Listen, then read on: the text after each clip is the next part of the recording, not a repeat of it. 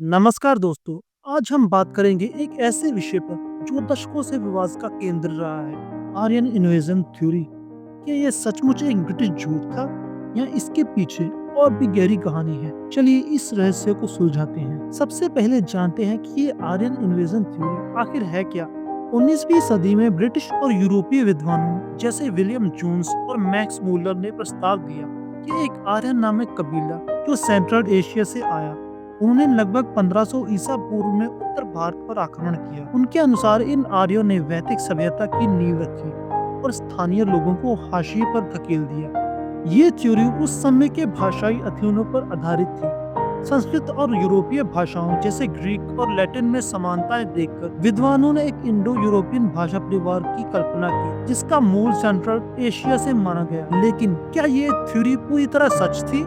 20वीं सदी में जब हड़प्पा और मोहनजोदाड़ो जैसे स्थलों की खोज हुई, तो सवाल उठने लगे। हड़प्पा सभ्यता, जो 2500 ईसा पूर्व से फली फूली, अपने समय की सबसे उन्नत सभ्यताओं में से थी। क्या इसे कोई भारी आक्रमण नष्ट कर सकता था? आर्कियोलॉजिस्ट को कोई ऐसा सबूत नहीं मिला जो बड़े पैमाने पर आक्रमण की पुष्टि करता हो। इसके बजाय हड़प्पा और बाद की वैदिक संस्कृति के बीच कई समानताएं दिखी, जैसे अग्नि वेदियां और जल प्रबंधन की तकनीकें। इससे एक सवाल उठता है, क्या ये सभ्यताएं एक दूसरे से जुड़ी थी?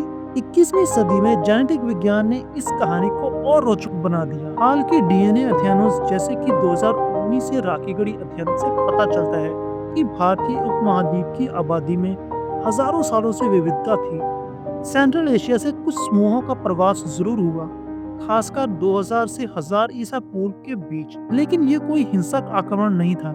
ये प्रवास धीरे धीरे हुआ और इन लोगों ने स्थानीय संस्कृति के साथ मिलकर वैदिक सभ्यता को आकार दिया। अब आते हैं सवाल पर, क्या ये थ्योरी एक ब्रिटिश झूठ था? जवाब है, पूरी तरह से तो नहीं। ब्रिटिश औपनिवेशिक शासकों ने इस थ्योरी को अपने फायदे के लिए जरूर इस्तेमाल किया। उनके समय में भारत को एकजुट और मजबूत होने से रोकने के लिए बांटो और राज करो की नीति अपनाई गई। आर्यन इन्वेजन थ्योरी का इस्तेमाल करके उन्होंने भारतीय समाज की जातियों और क्षेत्रों को बांटने की कोशिश की। उन्होंने दावा किया कि उत्तरी भारत के आर्य लोग बाहरी और श्रेष्ठ थे, जबकि दक्षिणी और स्थानीय लोग अनार्य और नीचे थे। ये विचार उनके औपनिवेशिक एजेंडे को सपोर्ट करता था, लेकिन ये पूरी तरह से उनके समय के सीमित ज्ञान पर आधारित था। तो सच क्या है?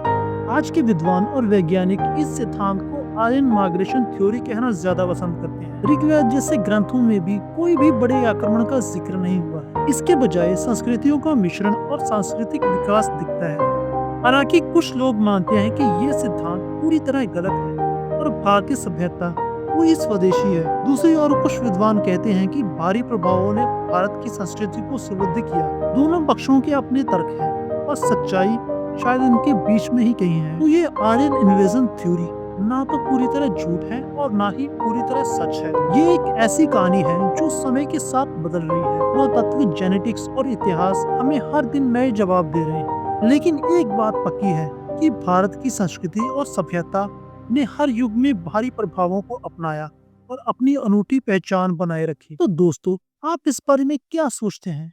क्या आर्यन इन्वेजन थ्योरी एक मिथ है? क्या इसमें कुछ सच्चाई है?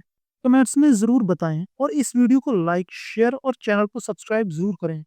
इतिहास की ऐसी ही रोचक कहानियों के लिए बने रहिए।